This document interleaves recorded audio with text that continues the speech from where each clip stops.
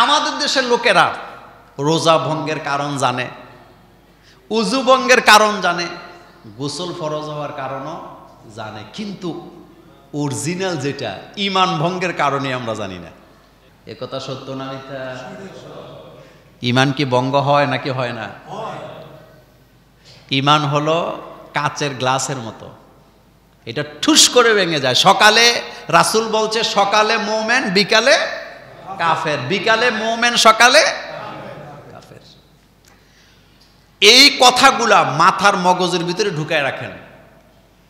ঈমান ভঙ্গের কারণ 10টা, আমি আগে সংক্ষেপে বলে দিব, এরপরে আগামী জুমাতে এই 10টা পয়েন্টের বিস্তারিত আলোচনা হবে ইনশাআল্লাহ। আজকে শুধু ঈমান ভঙ্গের কারণ 10টা। বলেন কয়টা? 1 নাম্বার আশশিরকু ফি ইবাদাতিল্লাহ। 1 নম্বরে যারা আল্লাহর সাথে ইবাদত করতে যায় শরীক করে, আল্লাহর সাথে যারা অংশীদার স্থাপন করে তাদের ঈমান চলে যাবে। 2 নাম্বার, যে ব্যক্তি আল্লাহ তার বান্দার মাঝখানে কাউকে মাধ্যম বানায়, আসেনি? কি বানায়? আল্লাহর বান্দার মাঝখানে কি বানায়? মাধ্যম বানায়, তার ঈমান শেষ।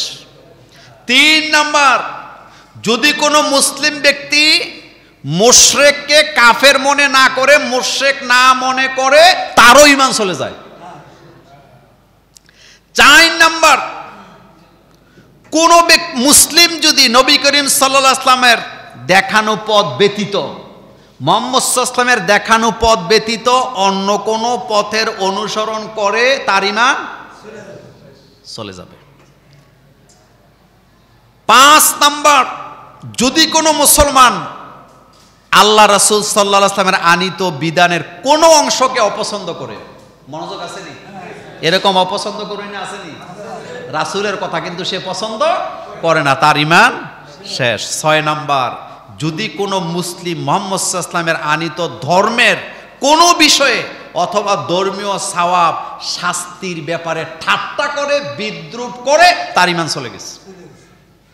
ইসলাম নিয়ে ঠাট্টা করা যাবে না। পর্দা নিয়া, নামাজ নিয়া, ইসলামের আইন নিয়ে ঠাট্টা করে এমন বেয়াদব বোধহয় বাংলাদেশে নেই, তার ঈমান কি শেষ। 7 নাম্বার, কোন ব্যক্তি যদি জাদুর মাধ্যমে ভালো মন্দ তালাশ করে অথবা মানুষের ক্ষতি করার চেষ্টা করে, তার ঈমান শেষ। বলেন ঈমান কি? তাবিজের পিছে দৌড়ায়, জাদু টোনা করে, কুফরি কালাম করে, এরকম নামদারি মুসলমানও আছে আমাদের দেশে। তাবিজ তোমার করে, জাদু করে, টোনা করে, এগুলি সবগুলা দেখবেন টুপি আর দাড়ি রেখা মুসলমানের সাথে গাদ্দারি করে, তারা বেঈমানি করে। এগুলি হলো নেক্সরতে ধোঁকা, এগুলো নেক্সরতে কি ধোঁকা। ভাগ্যের মালিকানা কার? হাত দেখলে ঈমান আছে না গেছে? বিস্তারিত আগামী জুমাতে আলোচনা হবে। এরপরে 8 নাম্বার, মুসলমানের বিরুদ্ধে যদি কেউ মুশরিকদেরকে সাহায্য করে, মুসলমানদের বিরুদ্ধে যদি কাদেরকে সাহায্য করে? হ্যাঁ, এরকম নেতা বাংলাদেশে নাই, এরকম নেতা বাংলাদেশে নাই। ভারতে হাজার হাজার মসজিদ মাদ্রাসা ভাঙ্গা হচ্ছে ওয়াকফ আইনকে পরিবর্তন করে, এগুলো নিয়ে তাদের কোনো কথা। এরপরও ভারতের লোকেরা তাদের আব্বা হয়, এরপরও ভারতের লোকেরা তাদের কি হয়? আব্বা হয়, আব্বা।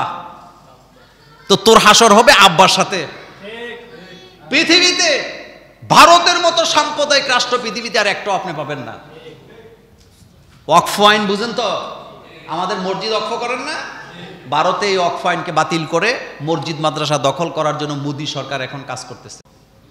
এ ব্যাপারে আগামী জুমাতে বিস্তারিত বলবো। এরপরে 9 নাম্বার, যে ব্যক্তি মনে করে মুহাম্মদ সাল্লাল্লাহু আলাইহি ওয়াসাল্লামের আনিত শরীয়ত ধর্ম পরিচালনা করলেও জান্নাত পাওয়া যাবে না, আল্লাহর সন্তুষ্টি পাওয়া সম্ভব নয়, এই ব্যক্তি কাফের। অর্থাৎ এই কথাটা এইরকম, আল্লাহ রাসূল শরীয়ত যতটুকু দিয়ে গেছে তার বাইরে আর কোনো দরকার নাই। তার বাইরে যারা আবিষ্কার করলো তারা এই কাজটা করলো, তারা বুঝাইলো যে আল্লাহ রাসূল যা দিছে তা আমাদের জন্য জান্নাতে যাওয়া কিনা যথেষ্ট না। এই চিন্তা করে নিজেরা বিভিন্ন ধরনের আমল আবিষ্কার করে, এরকমের বেদাতি বাংলাদেশে নাই।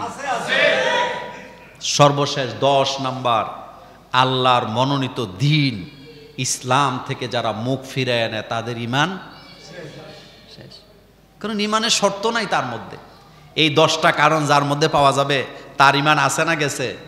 তার ইমান নাই, তার ইমান চলে গেছে।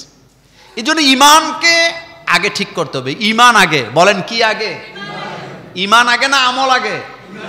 ইমান আগে আনতে হবে। ইমান ইমান ইমান। মুহাম্মদ সাল্লাল্লাহু আলাইহি ওয়াসাল্লাম এমন এক রসুল ছিলেন, মুহাম্মদ সাল্লাল্লাহু আলাইহি ওয়াসাল্লামকে পাথর পর্যন্ত স্বীকৃতি দিয়েছে। কে দিছে? পাথর।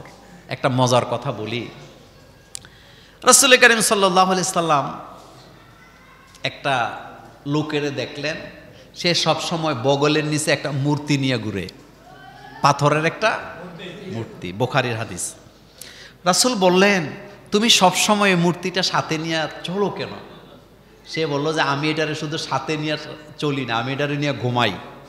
আমি ঘুমের সময় আমার মাথার কাছে এটা রাখি, আমি কোথাও গেলে এটা আমার সাথে সাথে রাখি, কারণ আমি বুঝি সে আমার নিরাপত্তা দেয়। সে আমারে কি দেয়? তা আল্লাহ রাসূলের একটা অভ্যাস ছিল, কারো উপরে কোনো কিছু তিনি চাপাইয়া দিতেন না। রাসূল কিছু বলে নাই, লোকটা চলে গেছে। কয়েকদিন পরে সেই মূর্তিটা নিয়ে রাসূলের কাছে আসছে, কিন্তু রাসূল তাকায়া দেখে মূর্তিটার কল্লাটা নাই। বুঝেননি কথা? কি নাই? মানে মাথার উপরের অংশটা নাই। রাসূল সাল্লাল্লাহু আলাইহি ওয়াসাল্লাম জীবনে যেই কয়বার অট্টহাসি দিছে, তার মধ্যে এই ঘটনাটা একবার। তো রাসূল সাল্লাল্লাহু আলাইহি ওয়াসাল্লাম বলেন, এই তোমার এই মূর্তির কল্লা কই? কই এটা বলার জন্যই তো আপনার কাছে আইছি, যে হুজুর এই ঘটনাটা বলার জন্যই আমি আপনার কাছে আসছি। রাসূল কয়, কি ঘটনা? কই দেখেন, সারা জীবন এটারে কাঁধে নিয়ে ঘুরছি, ঘুমের সময় বালিশের কাছে রাখতাম, যাতে সে আমারে কি দিতে পারে? নিরাপত্তা। তো আজকে রাস্তার মধ্যে হাঁটার সময় আমার পেশাবে ধরছে খুব বেশি। তা আমি পেশাব করব চিন্তা করলাম, যে আমারে নিরাপত্তা দেয়, যারে আমি খোদা মানি, তারে যদি লগে লইয়া পেশাব করতে হবে, এটা বেয়াদবি হয় না? তো আমি ওরে দূরে দাঁড়া করাইছি, করায় একটু দূরে যাই আমি পেশাব করতে বসছি। পেশাব করে আইসা দেখি এটা সারা শরীর ভিজা। আমি এটারে হাতে নিলাম। আমি হাতে নিয়ে ভাবলাম, যেহেতু খোদার গা ভিজা, কোনো রহমতের পানি টানি বোধহয় হবে, খারাপ হওয়ার তো কথা না। কিন্তু চিন্তা করলাম ভিজলো কেমনে? রহমতের পানি মনে করে চিন্তা করলাম এটা খাইয়ে ইলাই, এটা সাইডা দিয়া লাভ নাই। আমি জিব্বা লাগায়া দেখি কেমন একটা লোন্তা লোন্তা ভয়ানক গন্ধ। আমার সন্দেহ হইল, পরে ডাইনে বামে তাকায় দেখি একটু দূরে একটা কুকুর দেখা যায়, কিন্তু কুকুরটা দেখে সমস্যা ছিল না, দেখি কুকুরেরও নিচ থেকে পানি পড়তাছে। আমি নিশ্চিত হলাম এই খোদার গায়ে বরকতের পানি না, এটা কিসের পানি? কুত্তার পেশাব। তো কুকুরের পেশাবটা দেখার পরে মাথার মধ্যে জিদ উঠছে, যে তুই নিজেরে কুত্তার পেশাবের থেকে বাঁচাই, তার হচ্ছে আমারে বাঁচাবি কেমনে? এই চিন্তা করে হাতে নিয়ে একটা আছাড় দিছি। দেওয়ার পরে কল্লাটা ভেঙে দিছে, ভেঙে গেছে। আপনাকে এটা বলার জন্য আমি দৌড়াই আসছি। এটা শোনার পরে রাসূল সাল্লাল্লাহু আলাইহি ওয়াসাল্লাম এত জোরে হাসলেন, যত জোরে রাসূল স্বাভাবিকভাবে হাসে। লোকটা বললেন, আমি বুঝে গেছি সে আমাকে বাঁচাতে পারে না, আমাকে হেফাজত করতে পারবে না, কারণ সে তো তার নিজেরই বাঁচাইতে পারে না। আমাকে পড়ায়া দেন লা ইলাহা লা ইলাহা ইল্লাল্লাহু মুহাম্মাদুর রাসূলুল্লাহ সাল্লাল্লাহু আলাইহি ওয়াসাল্লাম। আমাদেরকে হেফাজত করার ক্ষমতা কার? শুনেন, মুসলমানদের কপাল অনেক বড়, কারণ পৃথিবীতে একমাত্র মুসলমানেরা এমন এক স্রষ্টাকে মানে, যেই স্রষ্টা সমগ্র সৃষ্টি জগতের সৃষ্টিকর্তা। একমাত্র মুসলমানেরাই ওই স্রষ্টাকে মানে, যেই স্রষ্টা সমগ্র সৃষ্টি জগতের সৃষ্টিকর্তা। এই কথা সত্য না মিথ্যা? আলহামদুলিল্লাহি রাব্বিল আলামিন। সমগ্র জাহানের প্রতিপালক তিনি, আমাদের রব। আর আমরা রবের সাথে কাউকে শরীক ওয়ালাম ইয়াকুল্লাহু কুফুয়ান আহাদ। আমরা রাসূলের সাথে কাউকে শরীক করি না। আমরা আল্লাহর সাথেও কাউকে শরীক করি না। কথাটা মনে রাখবেন। রসুল, সমস্ত রসুলদের প্রতি আমরা ঈমান আনি, কিন্তু আমরা মানি শুধু কাকে? এটা বিশ্বাস। আসমানি কিতাব। রসুল আর নবীদের মধ্যে পার্থক্য আছে না নাই? এটা তো অনেকে জানে না। রসুল হচ্ছেন যাদের কাছে আসমানি কিতাব সহ যারা দুনিয়াতে আসছে। নবী হচ্ছেন যারা আল্লাহর পক্ষ থেকে আল্লাহর বাণী প্রচার করতে আসছেন, তবে তাদের উপরে কোনো কিতাব নাজেল হয় নাই।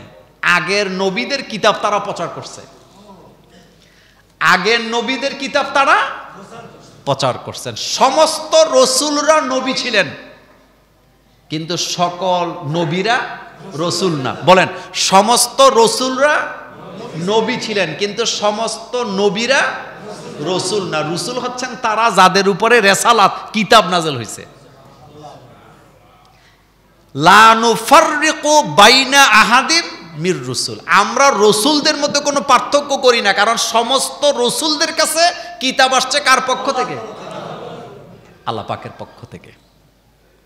আমার কলিজার ভাইয়েরা, সেজন্য ঈমান আগে ঠিক করবেন। কি ঠিক করবেন? ঈমান। ঈমান যেন মজবুত থাকে। আমার আপনার বিপদে মুসিবতে সকল সময় আমাকে আপনাকে সহযোগিতা করার একমাত্র ক্ষমতা কার? ঈমানটা যেন মজবুত হয়। যত বড় বিপদ আসুক, প্রথমে টার্গেট থাকবে আল্লাহ ছাড়া এই বিপদ থেকে আমাকে কেউ বাঁচাতে।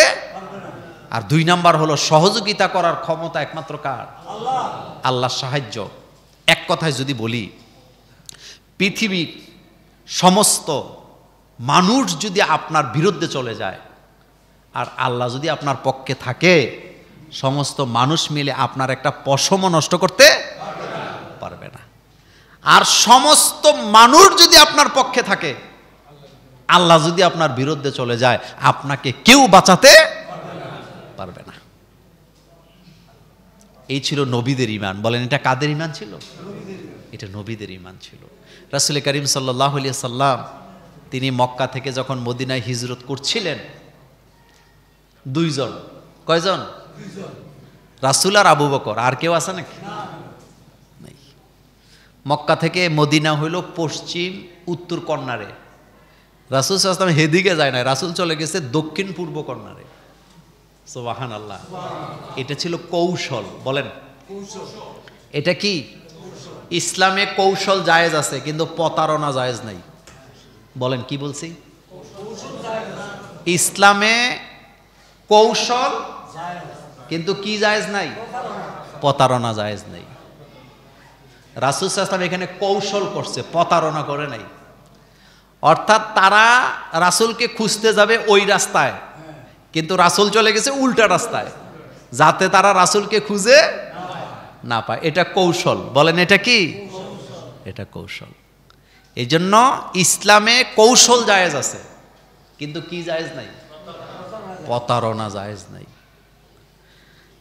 তো আগামী জুমাতে ঈমান ভঙ্গের 10টি কারণ নিয়ে প্রতি পয়েন্টে পয়েন্টে বিস্তারিত আলোচনা হবে ইনশাআল্লাহ।